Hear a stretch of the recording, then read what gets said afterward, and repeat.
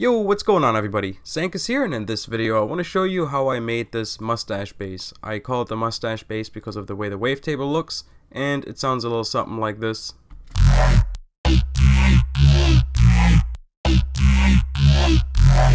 A lot of experimentation went into this actually in a couple of other patches until I tried to actually do this with the comb filter. So let's go ahead and dive into this patch. I'm basically just going to slap these right next to each other. Here's an empty preset so we can kind of rebuild this bad boy from scratch. A bit of delay there. Let's kind of compensate. See, that should be good. That's a little bit better. Alright, so the wavetable is kind of interesting, pretty simple. As you can see, it kind of looks like a mustache from the Pringles guy on the Pringles can. It's kind of fancy. So the way that came about is you want to open up the wavetable edit window here, and you're going to want to go to your formulas and multis. Now singles obviously controls single cycles. It's going to turn your wave shape into a different single cycle, just affecting this single cycle. Multis is going to turn it into an actual wavetable. So what I used was something weird, like something like this, I believe. I think that's the one I used. And here's what that looks like. I've already brought it down 2 octaves, so you want to bring it into bass range. If you're playing it on a regular keyboard, then you might not need to do this, but I'm playing on typing keyboard, so I want to bring it down a couple of octaves here. Not sure if that is loud enough. Let me see if I can maybe turn this up a little bit. Doesn't really go much louder than that, so I'm gonna have to turn the patch up. Now I hope it's not too loud. Alright, there we go.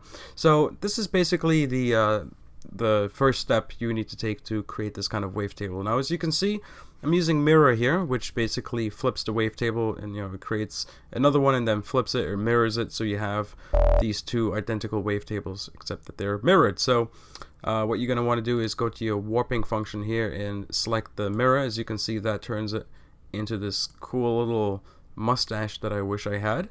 And basically what's happening here is I've got one LFO that's kind of moving up fast and then slowly down, then kind of plateaus almost for a few seconds here, and then kind of goes up and then back down. This is just going to create the subtle movement. There's another LFO that's in here doing something as well, and then this one is not being used anymore. So it's just 2 LFOs that makes this happen. Right, so what we're going to do is just draw out that LFO then, and as you can see, it's set to off, so it keeps restart. Well, it doesn't restart from the beginning every time a new MIDI note is triggered here. What it in fact does is it just plays again from where it left off.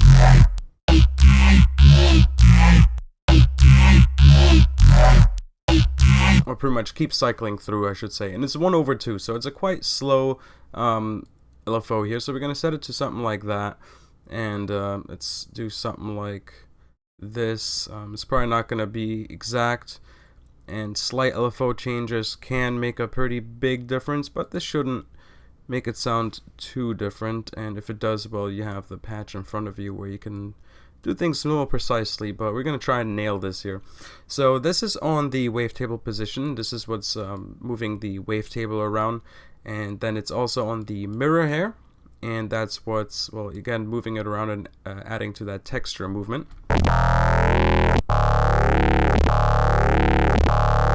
So let's go ahead and take this stuff off here, and we're just gonna listen to this without the effects and the sub. So pretty close. Okay, so we're getting somewhere here. Now, obviously, there's a sub underneath it too. We're gonna get to that as soon as we draw out the second LFO, which is controlling the level here. So as you can see, we have another LFO, and this is the kind of sort of faster one. Once again, the mode is on off. And we're just going to slap this on the level. Let's just bring this down and this up a bit. And what this LFO is doing, as you can see, is creating a very interesting kind of curve here. Some very kind of subtle movement here, and then a more drastic kind of change here. And then it cuts out for these last 2 steps here, which basically makes the sound just sound shorter, and that's just how I wanted it to sound. It kind of pronounces the silent space between the wobbles a little bit more, whereas this, I don't know, it was just a design choice. Of course, this is, you can mess around with that however you'd like, and make it sound however you'd like. That's just how I like to have some of my sound, which is a nice short, tight kind of wobble kind of thing. So that's basically how this LFO, this oscillator comes together.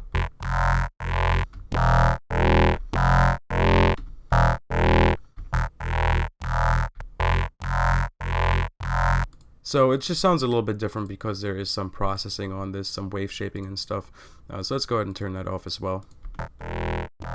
Alright, so now we have the same sound. So of course we're going to need some sub here as well. If you like to do your sub separately, then by all means. Basically what's happening here is, again, the level is down a little bit and it's being controlled by this LFO, making the sub bass move around a little bit, creating a bit of movement underneath the mid frequencies and stuff like that, just so it kind of moves around kind of the same way as this oscillator. But note how I didn't take this down all the way. I like to still have a little bit of bass playing even if this kind of cuts out. Just again, design choice. You can do whatever you'd like, of course, and some people even prefer to mix some noise into it. We can try that out as well. In this particular case, I didn't. So let's go ahead and move on to the next part, which is the filter. There's no second oscillator happening here. Of course, you can introduce a second oscillator, and you can do that in the form of just layering, or straight up using it as another signal being FN'd by this. There's a lot of creative design choices that you can make in regards to this oscillator, but I didn't use it. So let's go ahead and move on to the filter, which the filter is doing a very interesting part of the sound, which is the comb filtering, which creates a lot of the texture.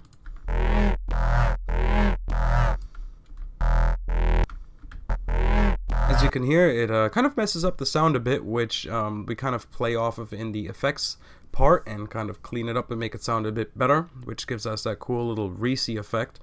So what's going on here is we have one LFO on the cutoff. This is what moves around the filter cutoff position slowly. So we get slow movement on the cutoff mixed together with the faster movement on the cutoff as well.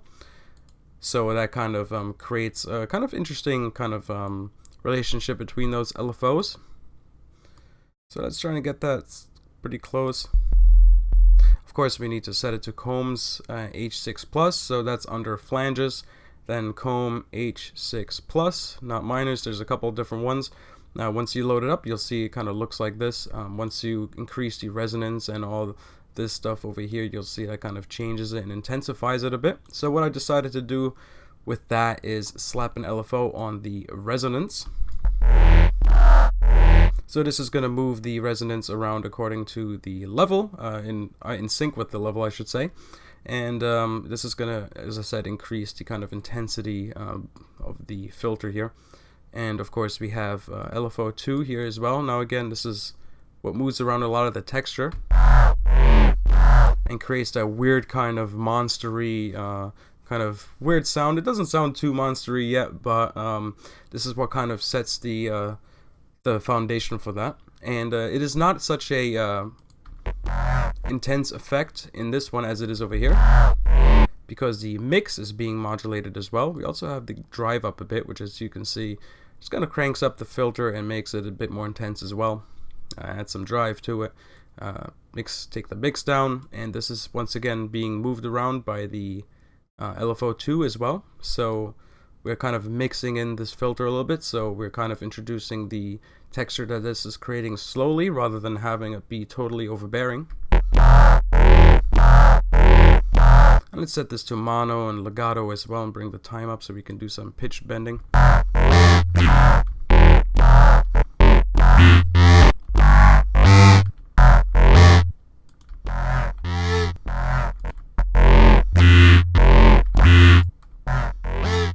Now I think this is pretty much all correct here.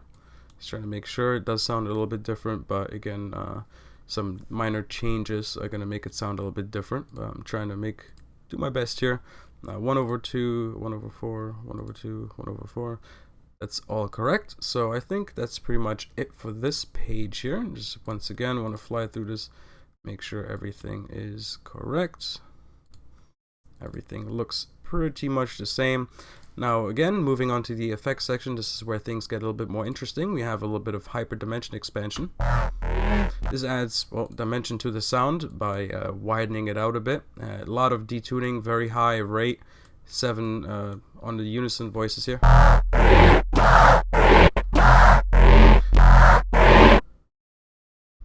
And that is quite loud, isn't it?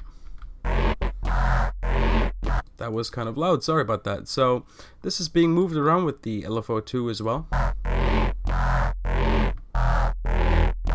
Adds a little bit of kind of detuning to the sound and makes it a bit wider, and that kind of makes it sound more Reese and interesting to me. And we have a little bit of the distortion, just the kind of classic tube distortion here, cranking up the drive a bit and taking down the mix. And let's check the audio levels once again, making sure I'm not blowing anybody's eardrums out. Sorry if I did. Then that's pretty much just crunching up the sound. Pretty self-explanatory, right? You want to distort your bass. We're distorting the bass. Cool beans, cool beans. So we can move on. The filter. This filter is where things get a little bit more interesting. This is where we get that cool talky kind of dare I say noisia-y kind of talky Reese bass effect. Now I know this is not a noisia bass, this is nowhere near what they are able to do, but you know, I'm talking about the kind of vowel quality, the vowel kind of thing that's happening here. That's at least what I was going for, and that's, I guess, the best comparison I have off the top of my head right now, so I'm sorry. But what's happening here is, once again, a bit of both over here happening on the cutoff and the mix. So using 2 different LFOs is going to help create a more interesting kind of movement, even if we are using such short repetitive LFOs. It kind of helps add to that movement. So what's happening here is we are using a band peak filter, so BP, and let's just bring this a little bit further over here so you guys can see the full effects chain. And so this BP filter obviously filters out a lot of frequencies, so it kind of creates some interesting sweeping movement within the sound, and that is happening on the cutoff with this LFO2. So as you can see, if I bring this on, it's only going to go in one direction. Over here it's going in both directions, which has a pretty big impact on how this movement happens. So what we're going to do is hold Shift and Alt, and we're just going to click this, and it's going to make it go in both directions. So now we can bring this down, and it will go into the negative value as well as into the positive. I'm sure if you noticed that we're manipulating the mix as well, so we're going to slap this on the mix. I'm pretty sure it's going in just one direction, and what this is going to do is bring the mix down when this peak goes up. So as this goes down, we get more frequencies coming through, and therefore in theory we should have more filtering at the bottom of the sound, and as the sound opens up, more filtering, and resonance is quite high. So you can hear that has a big effect on how intense the sweeping is, driving up the cranking up the drive, whatever I'm meant to say. Just making it again a bit louder, a bit more intense, and then using the frequency, which is the peak part of this, which is basically just doing something like this next to a bandpass filter. That is being moved around as well. That is being moved around with this first LFO.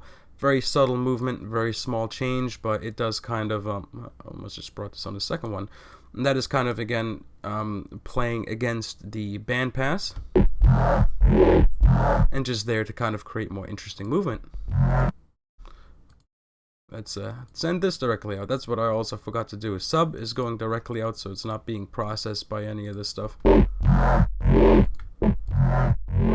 That's a bit closer. Again, it's a little bit different, but it's just subtle movements like this that can make a pretty big difference. So what we have going on here is now the basic kind of movement. We have that Reese kind of talking, dark kind of thing going on, which is cool, pretty easy to achieve so far, and pretty close to this. dare I say, this even sounds better now. Next up we have some chorus. This is again thickening up the sound a bit, adding a new dimension to it by washing it out a bit, and again thickening it out, playing with the stereo width a little bit as well. Bring the delay to around the left here and the depth down so it's not as deep, intense of an effect. I just like to have this here to just kind of, I don't know, add another kind of interesting texture to it. Might bring it down a little bit for this, because I kind of like the raspiness of it. Next up, of course, good old multiband compressor. Pretty essential in my case, pretty much OTTing it. And what we're doing here is just boosting up the mids a bit. Maybe even the highs a bit. Bringing the threshold down so it compresses more, bringing the gain up. So now we're really squishing the sound. But we've also made it a lot brighter by bringing these bands up. So it gives us control over the coloring of the sound. Next up, just simple reverb, just a little touch to well, add some space to the sound, give it a nice little environment. Basically just bringing the size and decay down so it's not as big, and the low cut up so it's not reverberating a lot of the lower frequencies, and bringing the mix down and slapping the envelope on the mix. So what this is doing now is essentially, if I exaggerate this, you'll hear exactly what it does. We just have the reverb when the sound plays. As soon as we let go of the note, the reverb cuts out. Obviously that's exaggerated, so I brought it down quite a bit. You can add a little bit of release if you want, or even use a second envelope with a little bit of release, and it will kind of fade out a bit more naturally, and the release will now control the length of the reverb, which gives you kind of a different way to control the length of the reverb, which can add an interesting effect as well. Last but not least, we have our good friend EQ, which is essentially just 2 notches here, bringing the Q up a little bit. Actually, no, I lied, not even doing that. Just sweeping out some of the frequencies. Typical Reese bass kind of thing is using these notches over here. I don't know if I said peaks before, but these are notches going up their peaks or bells, and going down these little notches here, and basically just moving around the frequency down here, kind of trying to play with that filter that we have here, play on top of that, and kind of accentuate that a little bit. And then we have the top one going in the opposite direction, giving us that hollow kind of a frequency sweeping effect. And that is essentially the bass. So now going into the effects section, not a lot of crazy stuff happening here. Oh, that's the wrong patch. Basically just a bit of EQing, creating some separation between the lows, the mids, and the highs here. Just making it sound less muddy pretty much, because it sounds pretty damn muddy like this. Alright, so pretty big difference there. Then a wave shaper here. Basically just overdriving the sound to make it louder and crunchier. So it forces up the input and kind of takes down the threshold for the output. And we have this weird little thing which is being controlled by a peak controller. Essentially the peak controller is just doing an LFO like this, and it's just going fast like this. And what I did then is I just made a notch, right clicked it, linked to controller, and linked it to that LFO. And that's it. I just, used the bass and volume to select the range, and that is moving around this filter as well. And basically just lets me do something like this just a little bit faster, and just again add some interesting stuff to it. Then I added these little peaks here, which I kind of in a vowel format. They kind of look like a vowel or format kind of thing, except they don't move around, and they just kind of accentuate the vowels that I'm trying to create. Next up, just another EQ, removing more frequencies that I didn't find necessary. Could even make it brighter. Maybe use saturation to kind of brighten it up. But that is essentially the sound, and I just created some simple MIDI like this, and got myself a cheeky little bass line. And yes, there is some clicking and popping happening here, which can be resolved with a bit of the good old fruity balance here. And basically what I would do is set the max to 80 so we don't boost the volume when we bring these points up, and basically set the grid to something nice and tight, nice and small, and just fade it out kind of like this, and maybe even fade it in and just make it a bit smoother. And gone are the clicks and pops. So that's, again, essentially the sound. Hope you guys enjoyed this Mustache Reese bass. And with that being said, and as usual, thank you very much for watching, and I hope you guys have an awesome day.